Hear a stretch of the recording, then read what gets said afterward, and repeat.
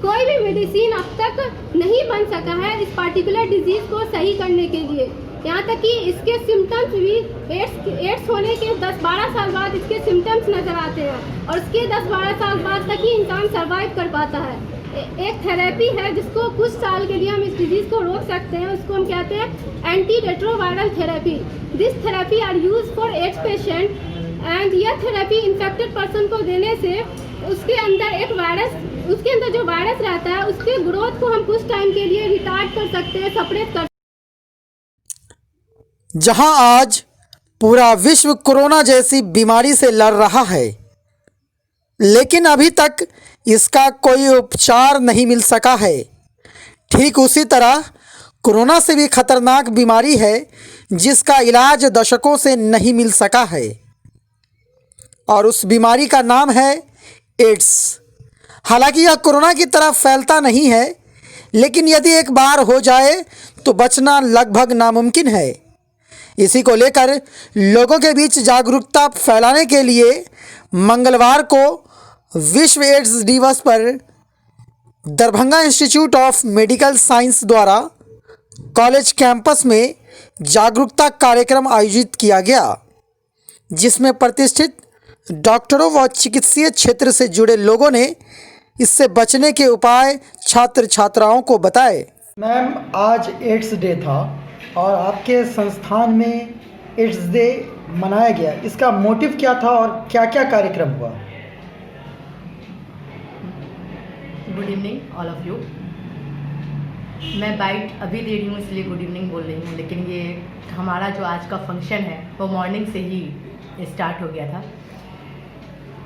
सबसे पहले हम अपने बच्चों को और जो बाहर के आसपास से सभी को हमने कहा था कि एक डिस्टेंस मेंटेन करते हुए यहाँ पर एक फंक्शन ऑर्गेनाइज की गई है जो आज वर्ल्ड एड्स डे है।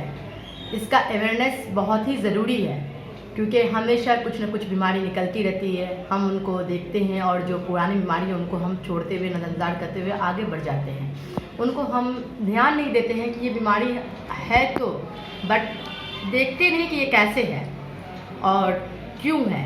हमें सबसे पहले कोई चीज़, कोई बीमारी अगर होती है तो सबसे पहले उसमें क्यों होना चाहिए।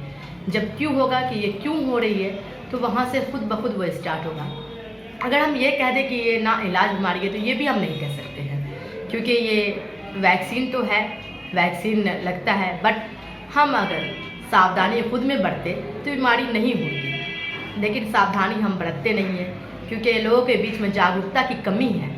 लोगों को नहीं पता है कि ये बीमारी से क्या क्या हो सकता है और कैसे हम रहे साथियों के साथ, या कैसे हम हॉस्पिटल में जाते हैं तो किस तरह से यूज़ करना चाहिए, डस्टबिन कैसे यूज़ करना चाहिए, और कहाँ पर हमारा पैर, नंगे पैर चलते हैं, कभी नीडल चली जाती है। लेकिन ये पता नहीं होता है जो पेशेंट वहाँ पर आते हैं उनको कि ये नीडल किसी HIV पेशेंट को इंजेक्ट की गई होगी, क्योंकि इंजेक्ट अगर किसी HIV पेशेंट को की गई है, वो नीडल अगर खुद में किसी व्यक्ति को इंजेक्ट हो जाती है, अगर डॉक्टर को भी जाएगी, कंपाउंडर को भी जाएगी, तो वहाँ से बीमारी उनको भी फैल जाएगी। या हम ये सिर्फ नहीं कह सकते हैं कि ये सिर्फ यौन संबंध के कारण होता है, कारण नहीं, बल्कि और भी बहुत सारे तरीके हैं जिसके कारण ये बीमारी होती है। लेकिन अभी लोगों को सिर्फ ये पता है ये यौन संबंध के कारण है और कोई कारण उनको पता ही नहीं है किसी और। जैसे किसी इंसान का हाथ कटा हुआ है, वो HIV है, वहाँ पर और दूसरे इंसान का भी मैं हाथ कटा हुआ, इंजेक्ट कहीं से आए हैं, कहीं से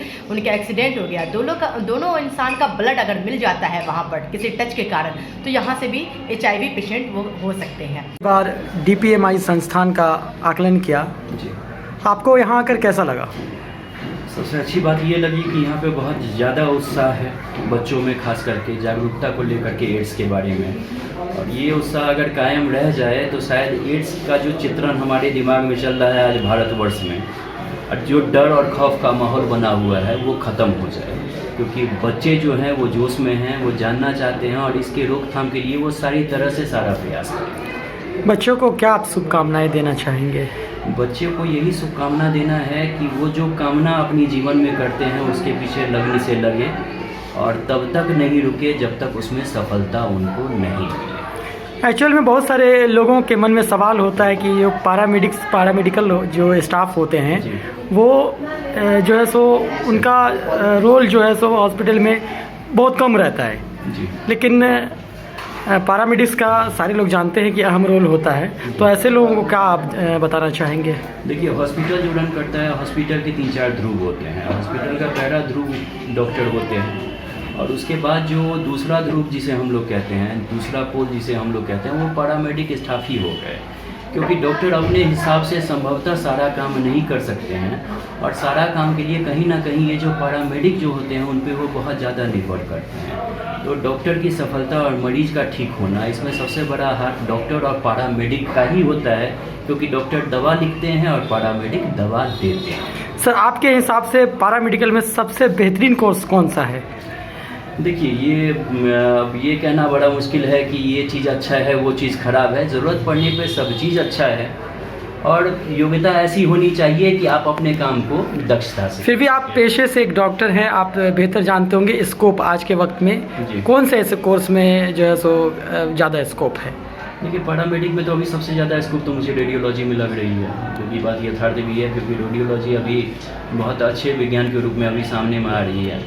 लेकिन पैरामेडिक में और भी बहुत सारे ऐसे मतलब समूह हैं, जैसे कि फिजियोथेरेपी हो गया, उसका भी अपना रोल है। हम लोग लैब टेक्नीशियन को नहीं भूल सकते हैं। तो आप ये प्रश्न जो मुझसे कर रहे हैं कि सबसे अच्छा आपको क्या लगता है, तो मेडिकल साइंस में ऐसे हम लोग किसी भी धारणा में सीमित नहीं हो सकते। सर, आपका नाम? Doctor Udbhat Mishra. Thank you sir.